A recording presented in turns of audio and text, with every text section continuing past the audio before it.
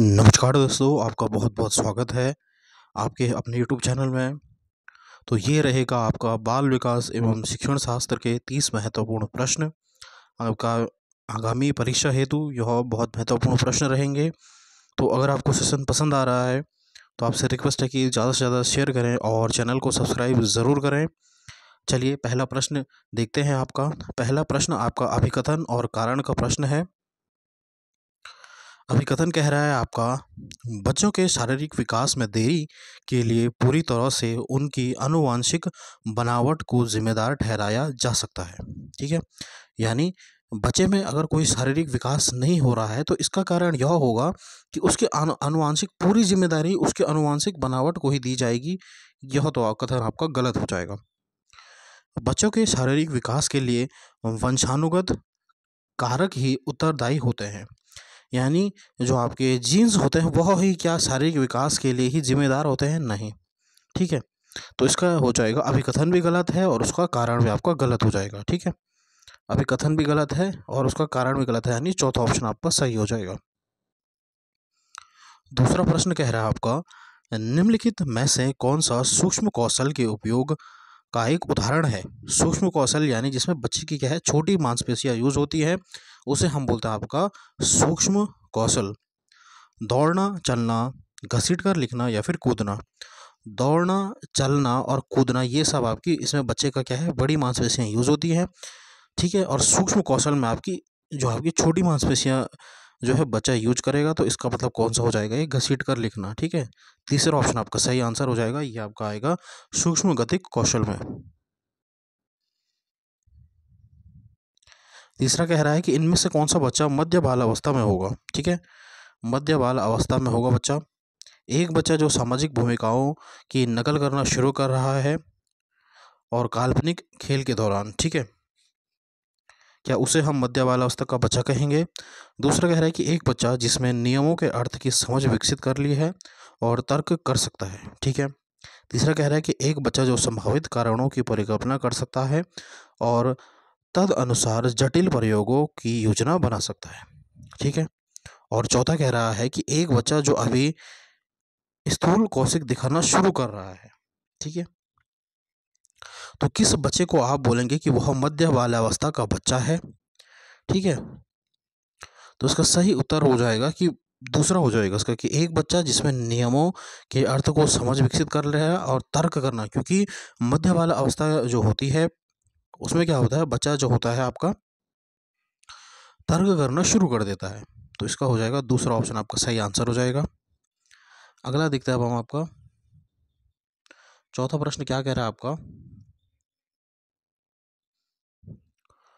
फिल्मों और विज्ञापनों से व्यवहार के जेंडर उपयुक्त तरीकों के बारे में बहुत संकेत मिलते हैं। यह समाजीकरण की डैश संस्था के रूप में डैश की भूमिका प्रकाश डालता है। ठीक है, कि फिल्मों और विज्ञापनों को देख करके बच्चे जो है वह क्या है, उस उन्हीं की तरह क्या है व्यवहार करना शुरू कर देते हैं। तो यह समाजीकरण की जो है कौन सी संस्था है? Media, school. ठीक है, मीडिया है या फिर स्कूल है, तो यह कौन सी हो जाएगी, मीडिया हो जाएगी। तो ये दो ऑप्शन आपके कट गए। ठीक है, फिर यहाँ पे पूछा गया है कि यह समाजीकरण की मीडिया की एक संस्था के रूप में प्राथमिक या फिर द्वितीयक भूमिका पर प्रकाश डालता है। तो प्राथमिक होगा या फिर द्वितीयक होगा, यह क्या है कि द्वितीयक के रूप में प्रकाश डालता है। तो दूसरा ऑप्शन इसका सही आंसर हो जाएगा। ठीक है, द्वितीय कारक के रूप में यह क्या है आपका जो है प्रभाव डालता है। और पहला कारक अगर पूछा जाएगा प्राथमिक कारक क्या होता है बच्चे का समाजीकरण का, वह होता है आपका परिवार। ठीक है, प्राथमिक जो आपका सबसे पहले बच्चा क्या है अपने परिवार से सीखता है। ठीक है, फिर उसके बाद जो द्वितीय कारण में आपका मीडिया हो गया या फिर आपका जो है उसके अध्यापक हो गए, उसके दोस्त हो गए, यह सब क्या आते हैं आपके द्वितीय कारण आते हैं समाजीकरण के। चलिए अगला प्रश्न देखते हैं अब हम। पांचवा प्रश्न कह रहा है, पूर्व संज्ञानात्मक अवस्था में कौन सी संज्ञानात्मक क्षमता आती है? जो आपके ये आपका प्याजे से प्रश्न है, आपका जीन प्याजे से प्रश्न एक आपका पक्का बनता है। अमूर्त सोच की क्षमता, अमूर्त चिंतन आपका लास्ट वाली अवस्था में होता है। ठीक है, लक्ष्य निर्धारित व्यवहार की क्षमता। ठीक है, या फिर दूसरों का नजरिया लेने की क्षमता, चौथा कह रहा है परिकल्पनात्मक निगमनात्मक सोच की क्षमता, निगमन सोच भी नहीं। इसका सही आंसर क्या हो जाएगा आपका? दूसरा इसका सही आंसर हो जाएगा लक्ष्य निर्धारित व्यवहार की क्षमता। ठीक है, यह कौन सी उसमें आता है आपका? पूर्व संक्रियात्मक अवस्था में आता है। ठीक है, जो कि कौन सी अवस्था होती है? 2 से लेकर 6 वर्ष तक की यह अवस्था होती है। ठीक है, अगला छठा प्रश्न आपसे कह रहा है पियाजे के अनुसार एक शिक्षक का डैश और डैश होना बहुत जरूरी है। गतिशील होना, संरचित होना, सहानुभूतिपूर्ण होना या फिर यांत्रिक होना। यांत्रिक, सहानुभूति और संरचित आपका गलत हो जाएगा। ठीक है, तो इसी से पता लग गया आपको क्या होना चाहिए। एक शिक्षक को जो है गतिशील होना चाहिए और क्या है, लचीला होना चाहिए। पहला ऑप्शन आपका सही आंसर हो जाएगा। अगला प्रश्न देखता है आपका लेव वाइगोस्की से आपका प्रश्न पूछा जाता है। लेव वाइगोस्की के विचार में संज्ञान भाषा से स्वतंत्र है। संज्ञानात्मक विकास भाषा के विकास को जो है निर्देशित करता है। भाषा संज्ञानात्मक विकास को सुगम बनाती है, या फिर संज्ञानात्मक विकास भाषा के विकास से संबंधित नहीं है। चौथा ऑप्शन आपका गलत हो जाएगा, संबंधित नहीं है और स्वतंत्र भी नहीं है। ठीक है, इसका सही आंसर हो जाएगा कि किसके विचार बोल रहे हैं आपका? लेव वाइगोस्की के हिसाब से। लेव वाइगोस्की ने कहा था कि जो भाषा जो होती है वह विकास को क्या है, सुगम बनाती है। ठीक है, भाषा जब तक बच्चा नहीं सीखेगा उसका क्या है, विकास भी नहीं होगा। तो ठीक है, तो इसका हो जाएगा दूसरा ऑप्शन। ठीक है, जो वाइगोस्की है वह किस पर बल देते हैं आपका? समाज पे, सामाजिक, सांस्कृतिक, संस्कृति और क्या है, भाषा। इन तीनों चीज़ों पर आपका जो है लेव वाइगोस्की बल देता है। इसे हम इंग्लिश में कहेंगे SCL बोलते हैं हम, यानी सोसाइटी, कल्चर और लैंग्वेज। ठीक है, सोसाइटी, कल्चर और लैंग्वेज इंग्लिश में कहा जाएगा। हिंदी में कहा जाता है सामाजिक, सांस्कृतिक और भाषा। इन तीनों पर आपका बल देते हैं कौन? लेव वाइगोस्की। यह 3 कारक ही होते हैं जो बच्चे के क्या है, विकास में एक महत्वपूर्ण भूमिका निभाते हैं। किसके अनुसार? लेव वाइगोस्की के अनुसार। चलिए अगला प्रश्न देखते हैं अब हम। 8वां प्रश्न क्या कह रहा है? लेव वाइगोस्की के विचार में, ठीक है, लेव वाइगोस्की के, सॉरी यहाँ पे जो है ये हो गया आपका 8वां प्रश्न है आपका कि लेव वाइगोस्की के अनुसार निम्नलिखित में से कौन से कारक बच्चों के संज्ञानात्मक विकास को सुगम बनाते हैं। ठीक है, ये आपके ऑप्शन दिए गए हैं। 8वां प्रश्न है लेव वाइगोस्की के अनुसार जो है बच्चों को जो है सांस्कृतिक उपकरण, बिल्कुल सही। जहाँ पे भी मैंने आपको बोला संस्कृति आएगी वहाँ पे लेव वाइगोस्की से रिलेटेड प्रश्न आपका सही हो जाएगा। सामाजिक संपर्क, बिल्कुल सही। समाज और संस्कृति और एक भाषा, संतुलन और पुरस्कार की बात आपका लेव वाइगोस्की नहीं करते हैं। तो वाइगोस्की के अनुसार जो आपका सही हो जाएगा संस्कृति, समाज और भाषा। जहाँ पे भी ये 3 आएंगे, एक भाषा भी हो जाएगा। ठीक है, जहाँ पे भी ये 3 आएंगे ये आपका सही हो जाएगा। तो इस ऑप्शन के हिसाब से आपका पहला और दूसरा ऑप्शन आपका सही है, यानी तीसरा। ठीक है, चलिए अब अगला प्रश्न देखते हैं आपका। एक बाल केंद्रित कक्षा में अधिगम उद्दीपन प्रक्रिया संघों के युग्म द्वारा होता है, पुरस्कार और दंड पर निर्भर करता है, शिक्षक और छात्रों द्वारा सह निर्मित है, या फिर पूरी तरह से शिक्षक पर निर्भर है और छात्रों की भूमिका निष्क्रिय है। छात्रों की भूमिका निष्क्रिय गलत हो जाएगा। निष्क्रिय आपका क्या है, नेगेटिव शब्द होता है, ये गलत हो जाएगा। और पुरस्कार और दंड दोनों आपके क्या होते हैं, गलत होते हैं। ठीक है, और उद्दीपन की प्रक्रिया ये भी आपका गलत हो जाएगा। इसका सही ऑप्शन हो जाएगा ऑप्शन तीसरा, शिक्षक और छात्रों द्वारा सह निर्मित होता है। ठीक है, अगला देता हुआ लॉरेंस कोहलबर्ग के नैतिक विकास के सिद्धांत के किस चरण में बच्चे दूसरों के इरादों की उपेक्षा करते हैं और इसके बजाय अधिकार और नकारात्मक परिणामों के डर पर ध्यान केंद्रित करते हैं? ये आपका आ गया प्रश्न। 10वां प्रश्न जो है यह किससे? आपका लॉरेंस कोहलबर्ग से है, जिसने आपका क्या है, नैतिक विकास का सिद्धांत दिया है। ठीक है, यहाँ पे क्या हो जाएगा, सजा और आज्ञाकारिता अभिविन्यास है। अच्छा लड़का अच्छी लड़की नहीं है ये आपका। ठीक है, कानून व्यवस्था की बात भी नहीं कर रहा है। यह आपका है कि बच्चे दूसरों के इरादों की उपेक्षा करते हैं और इसके बजाय अधिकार और नकारात्मक परिणामों से डर पर ध्यान केंद्रित करते हैं, यानी वो क्या है, समाज में रहते हैं। तो यह क्या हो जाएगा आपका, सामाजिक अनुबंधन अभिविन्यास इसका सही उत्तर हो जाएगा। अगला प्रश्न आपका हावर्ड गार्डनर से। 11वां प्रश्न, हावर्ड गार्डनर जो है उन्होंने क्या है, बहुबुद्धि का सिद्धांत प्रस्तावित किया है। उन्होंने कहा है कि जो मनुष्य है उसमें केवल एक प्रकार की बुद्धि नहीं होती है, उनमें अनेक प्रकार की बुद्धि होती है, जिसे उन्होंने कहा बहुबुद्धि सिद्धांत। हार्वर्ड गार्डनर के अनुसार जो है 8 प्रकार की उन्होंने बुद्धि बताई है। चलिए प्रश्न क्या कह रहा है। हार्वर्ड गार्डनर के सिद्धांत में सोच को व्यक्त करने के लिए धारा प्रवाह और लचीले ढंग से भाषा का उपयोग करने की क्षमता डैश बुद्धि की विशेषता है। भाषाई बुद्धि, प्रकृतिवादी बुद्धि, स्थानिक बुद्धि या फिर अंतःव्यक्तित्व बुद्धि। सोच को व्यक्त करने के लिए धारा प्रभाव और लचीले ढंग से भाषा का उपयोग। यहाँ पे क्या हो रहा है, भाषा का उपयोग, यानी जो है मनुष्य जो है कब जो है भाषा का प्रयोग किस बुद्धि से करता है, तो उसे हम बोलते हैं भाषिक बुद्धि या फिर भाषाई बुद्धि बोलते हैं। ठीक है, तो इसका पहला उत्तर आपका सही आंसर हो जाएगा। अगला है आपका, निम्नलिखित में से कौन सी रणनीति कक्षा में व्यक्तिगत मतभेदों को पूरा करने के लिए प्रभावी नहीं है। ठीक है, आपने मौलिक और गैर मौलिक संचार पर विचार करना। दूसरा कह रहा है मतभेदों को पहचानना और सम्मान करें।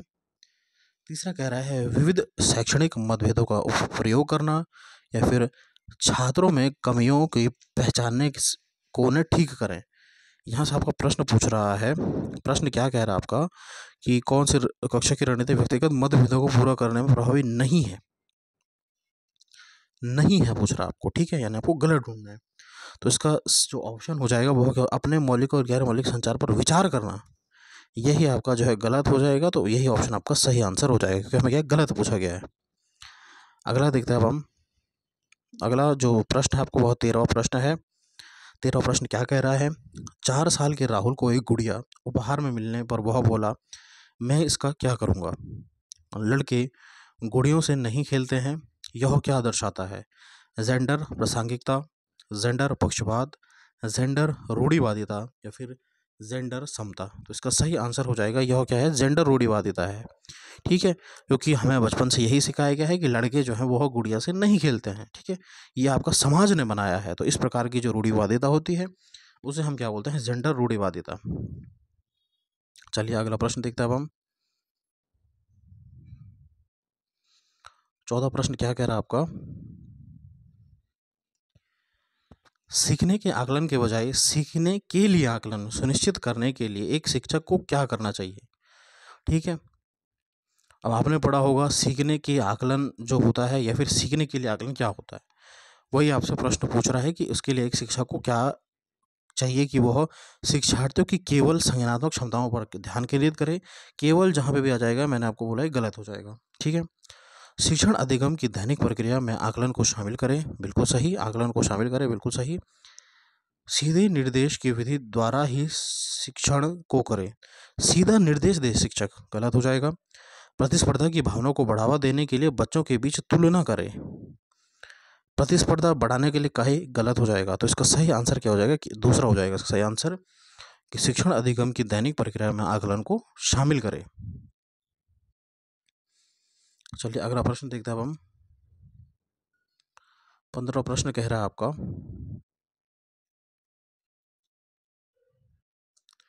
किस तरह के प्रश्न पूछकर बच्चों में समालोचनात्मक सोच को बढ़ावा दिया जा सकता है। कौन सा आप प्रश्न पूछेंगे जिससे बच्चे में जो है समालोचनात्मक सोच का बढ़ावा मिलेगा।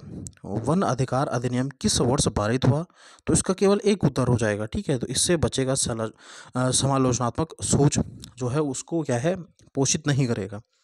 त्रिभुज के कितने कोण हो, त्रिभुज के तीनों कोणों का योग कितना होता है, तो इसका भी एक ही उत्तर हो जाएगा। बच्चा इसका उत्तर दे सकता है 180 डिग्री होगा, ये भी नहीं होगा।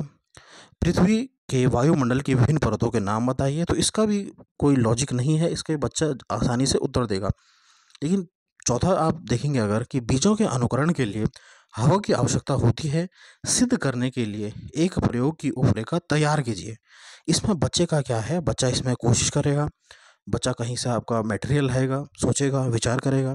तो इस टाइप के प्रश्न जो हमें बच्चों को पूछने चाहिए ताकि उनका क्या है, समालोचनात्मक चिंतन को बढ़ावा मिल सके। तो चौथा ऑप्शन इसका सही आंसर हो जाएगा। ठीक है, 16वां प्रश्न कह रहा है, एक समावेशी व्यवस्था में किसकी ज़रूरत के अनुसार यथोचित संयोजित करता है। अभिभावक स्कूल की ज़रूरतों के अनुसार, स्कूल छात्र की ज़रूरतों के अनुसार, या फिर कहाँ गया आपका, या फिर ये अगर है छात्र स्कूल की ज़रूरतों के अनुसार। ठीक है, जो आपका जो होता है, आपका जो समावेशी व्यवस्था होती है उसमें कौन किसके अनुसार काम करता है? छात्र स्कूल की ज़रूरतों के अनुसार या फिर छात्र शिक्षक की ज़रूरतों के अनुसार काम होता है?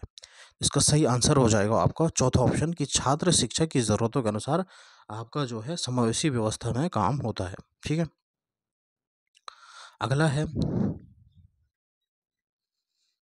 17वां प्रश्न आपका, वह छात्र जिन्हें डैश है उन्हें पाठ पढ़ने और लंबे अंशों के समझने में लगातार चुनौतियों का सामना करना पड़ता है।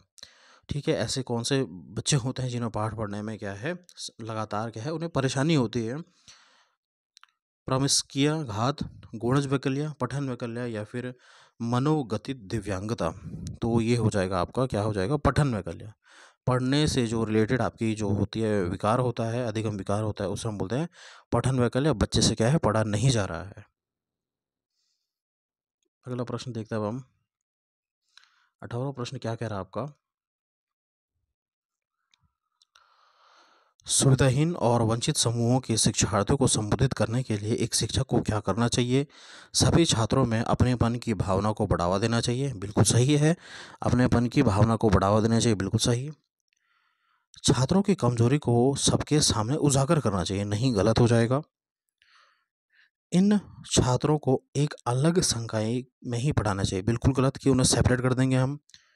सभी छात्रों के लिए मानकृत पाठ्य चर्चा, मानकृत जहाँ पे भी आ जाएगा ये आपका गलत हो जाएगा, आपको ध्यान में रखना है। तो इसका सही ऑप्शन हो जाएगा कि सभी छात्रों में अपनेपन की भावना को बढ़ावा देना एक शिक्षक को। तो पहला ऑप्शन आपका सही आंसर हो जाएगा। अगला प्रश्न देखते हैं अब हम। विविध आवश्यकताओं वाले शिक्षार्थियों वाले कक्षा में शिक्षक को निम्नलिखित के लिए विकल्प उपलब्ध नहीं करने चाहिए। ठीक है, किसके लिए उसे क्या है उपलब्ध जो है विकल्प उपलब्ध नहीं करने चाहिए? सामग्री का प्रस्तुतिकरण करना चाहिए उसे, बिल्कुल सही है।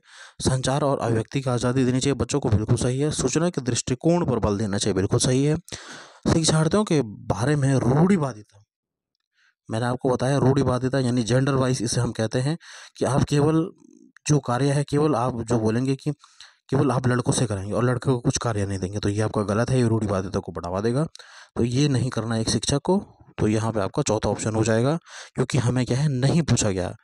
आपको खासकर ध्यान रखना है, जहाँ पे भी आपको नहीं पूछा जाएगा इसका मतलब क्या होता है, आपको गलत ढूंढना है। ये स्टेटमेंट आपका बहुत इंपॉर्टेंट है, जहाँ पे आपके प्रश्न में नहीं पूछा जाएगा वहाँ पे आपको क्या है गलत ढूंढना है। ठीक है, तो हमारा गलत कौन सा हो गया? चौथा हो गया। अगला है आपका, दिव्यांग छात्रों की शिक्षा के संदर्भ में निम्नलिखित में से किस प्रावधान को राष्ट्रीय शिक्षा नीति 2020 द्वारा बढ़ावा नहीं दिया गया है? नहीं दिया गया यानी फिर से नहीं आ गया, यानी आपको गलत ढूंढना है। ठीक है, उपयुक्त आधारभूत ढांचा देना उनको, बिल्कुल सही है। प्रत्येक विद्यार्थियों के लिए एक शिक्षा और निजी शिक्षक देना, अनिवार्य विशेष शिक्षा देना, या फिर उपरोक्त तकनीकी सुविधा देना है उन्हें और एक विशेष शिक्षा भी देनी है। लेकिन ऐसा नहीं है कि प्रत्येक विद्यार्थी के लिए एक शिक्षक हो, ये आपका गलत कह रहा है। ऐसा नहीं है कि हम क्या है दिव्यांग बच्चों के लिए क्या है प्रत्येक जो है छात्र के लिए, दिव्यांग छात्र के लिए एक जो है शिक्षक रखें, ये आपका गलत हो जाएगा। तो हमें क्या है गलत ही पूछा गया है, क्योंकि हमें क्या है नहीं पूछा गया था। तो दूसरा हो जाएगा इसका सही आंसर। अगला दिखता है अब आपका, बच्चे किस प्रकार सीखते हैं? पढ़कर, सुनकर, देखकर, क्रिया करके। तो बच्चे क्या है पढ़कर भी सीखते हैं, सुनकर भी सीखते हैं, देखकर भी सीखते हैं, और क्रिया करना तो आपका सबसे अच्छा माना जाता है। तो उसका हो जाएगा आपका जो हो जाएगा, यानी चारों आपके सही हैं। ठीक है, चौथा ऑप्शन हो जाएगा इसका। अगला है आपका 22वां प्रश्न, अभिकथन और कारण का प्रश्न है। अभिकथन कह रहा है कि यह महत्वपूर्ण है कि विद्यार्थियों को अपने स्वयं के अधिगम पर कुछ नियंत्रण करने की अनुमति दी जाए, बिल्कुल सही है। विद्यार्थियों को जो है उनकी थोड़ा आज़ादी भी देनी चाहिए, अनुमति देनी चाहिए, बिल्कुल सही है। तर्क यह कह रहा है इसका कि अपने अधिगम पर नियंत्रण रखने से विद्यार्थियों को यह निर्णय लेने में मदद मिलती है कि क्या सीखना है और कैसे सीखना है, बिल्कुल सही। अगर आप उन्हें कुछ अनुमति दोगे अपने डिसीजन लेने के लिए कि उन्हें, तो उन्हें यह समझ में भी आ जाएगी कि क्या करना है और क्या नहीं करना है। तो यानी फर्स्ट हो जाएगा इसका सही आंसर कि ए और आर दोनों सही हैं तथा आर ए की क्या है सही व्याख्या करता है। 23वां प्रश्न क्या कह रहा है आपका, एक शिक्षक को उन गतिविधियों को बढ़ावा देना चाहिए जो डैश हों, अस्पष्ट हों, नहीं, सांस्कृतिक रूप से उपयुक्त हों, सही लग रहा है, अत्यंत जटिल हों, नहीं, या फिर अर्थहीन हो, बिल्कुल गलत। तो इसका सही आंसर हो जाएगा जो कि क्या हो, आपके सांस्कृतिक रूप से उपयुक्त हो। एक शिक्षक जो ऐसी गतिविधियों की रूपरेखा तैयार करनी चाहिए जो डैश को बढ़ावा दे, निराशा को नहीं, अभिसारी उत्तर को। अभिसारी उत्तर या फिर अभिसारी चिंतन आ जाएगा, ये आपका गलत होगा, ठीक है। अभिसारी सोच आपका सही होता है, इसे हम इंग्लिश में बोलते हैं आपका कन्वर्जेंट थिंकिंग। अभिसारी को बोलेंगे आपका कन्वर्जेंट थिंकिंग, ठीक है। और अपसारी को बोलेंगे आप डाइवर्जेंट थिंकिंग, डाइवर्जेंट, ठीक है। ये आपको ध्यान में रखना है, अगर क्योंकि आपका इंग्लिश पेडागोजी में कई बार प्रश्न पूछा जाता है कि कन्वर्जेंट थिंकिंग इज़ बेटर और डाइवर्जेंट थिंकिंग इज़ बेटर। तो आपको क्या हो जाएगा, डाइवर्जेंट थिंकिंग यानी अपसारी चिंतन। अपसारी चिंतन क्या बोला मैंने, अपसारी चिंतन जो आपका सही माना जाता है, ठीक है। इसमें बच्चा जो है अनेक दिशाओं में सोच सकता है, किसमें, अपसारी चिंतन में, डाइवर्जेंट थिंकिंग में। कन्वर्ज यानी कन्वर्ज करना, केवल एक दिशा में सोच रहा है बच्चा, कन्वर्ज करना यानी एक दिशा में। अपसारी चिंतन आपका गलत होता है और अपसारी चिंतन आपका सही होता है, रटना भी आपका गलत हो जाएगा। तो इसका सही आंसर क्या हो जाएगा आपका, अपसारी सोच, तीसरा ऑप्शन। 25वां प्रश्न क्या कह रहा है आपका, समकालीन सिद्धांतकारों के अनुसार सीखना प्राथमिक रूप से एक डैश गतिविधि है, यांत्रिक है, व्यवहारवादी है, निष्क्रिय है या फिर सामाजिक है। तो यांत्रिक नहीं, व्यवहारवादी भी नहीं, निष्क्रिय तो गलत हो जाएगा, तो सामाजिक इसका सही आंसर हो जाएगा। अगला देखते हैं आपका 26वां प्रश्न, अभिकथन और कारण का प्रश्न है। अभिकथन क्या कह रहा है, एक शिक्षक के छात्रों के बीच समस्या समाधान रणनीतियों के विकास की सुविधा प्रदान करनी चाहिए। एक शिक्षक को क्या करना चाहिए, छात्रों के बीच समस्या समाधान की रणनीति को तैयार करना चाहिए, बिल्कुल सही है। कारण यह कह रहा है कि समस्या समाधान की रणनीतियां अधिगम में सुधार करती हैं और समालोचनात्मक चिंतन को बढ़ावा देती हैं, बिल्कुल सही है ये भी। कारण भी सही कह रहा है आपका, ठीक है। यानी एक शिक्षक को जो है एक रणनीति बनानी चाहिए जिसके अनुसार वह क्या है, विकास जो है उसमें बच्चों का विकास कर सके, ठीक है। और इससे क्या होगा, तर्क यह कह रहा है या फिर कारण यह कह रहा है कि इससे क्या है, बच्चों के अधिगम में सुधार होगा और उसमें समालोचनात्मक चिंतन को बढ़ावा मिलेगा, बिल्कुल ए ऑप्शन हो जाएगा, ठीक है। चलिए अब आगे देखते हैं आपका 27वां प्रश्न कह रहा है कि छात्रों के बीच भ्रांतियों को डैश महत्वपूर्ण है, निर्मित करना चाहिए, पहचानना चाहिए, अनदेखा करना चाहिए, फिर प्रचारित करना चाहिए। कि जो छात्रों के बीच जो भ्रांतियां रहती है उसे एक शिक्षक को क्या करना चाहिए, उसे क्या है, शिक्षक को पहचानना चाहिए, दूसरा ऑप्शन। छात्रों में भय का भाव अधिगम में काफ़ी सुधार लाता है, अधिगम के लिए हानिकारक है, अधिगम के लिए आवश्यक है या फिर अधिगम पर कोई प्रभाव नहीं डालता। यानी छात्रों में जो है भय का भाव, अगर छात्रों में भय पैदा हो गया तो इससे क्या हो जाएगा, उनमें काफ़ी सुधार होगा, गलत हो जाएगा ये। हानिकारक है, बिल्कुल सही है, हानिकारक हो जाएगा। अधिगम के लिए आवश्यक है, नहीं, अधिगम पर कोई प्रभाव नहीं डालता, बिल्कुल गलत, अधिगम पर प्रभाव डालेगा। अगर जो है बच्चे में भय होगा, वह अधिगम ढंग से नहीं कर पाएगा, पढ़ नहीं पाएगा, उसका विकास नहीं हो पाएगा, तो इसलिए यह क्या है, एक हानिकारक है। तो दूसरा ऑप्शन आपका सही आंसर हो जाएगा। अगला प्रश्न देखते हैं अब हम,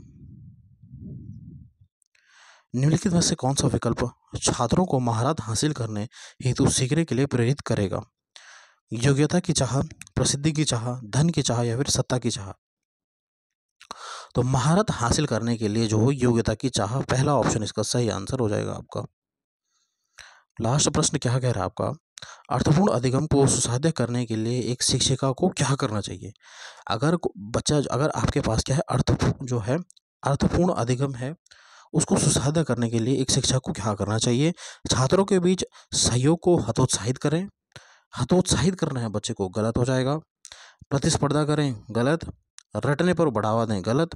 तो एक ही ऑप्शन बचता है आपका कि संप्रदायों की समझ को महत्व देना चाहिए, तो चौथा ऑप्शन आपका सही आंसर हो जाएगा, ठीक है। इस प्रकार से आपको ऑप्शन जो है ऑप्शन कैंसिल करना आना चाहिए कि हतोत्साहित नहीं करना है, प्रतिस्पर्धा नहीं करनी है बच्चों में, रटने पर बढ़ावा नहीं देना है। तो केवल एक बचता आपका कि संप्रदायों की समाज और महत्व जो है को बढ़ावा देना चाहिए एक शिक्षक को, ठीक है। तो स्टूडेंट्स, कैसी लगी आपको ये क्लास, ज़रूर कमेंट करें। और अगर आपको मेहनत पसंद आ रही है तो चैनल को सब्सक्राइब ज़रूर करें और ज़्यादा से ज़्यादा शेयर करें। ऐसे ही एमसीक्यू की सीरीज़ आपके पेपर तक हम लाते रहेंगे। धन्यवाद। जय हिंद, जय भारत।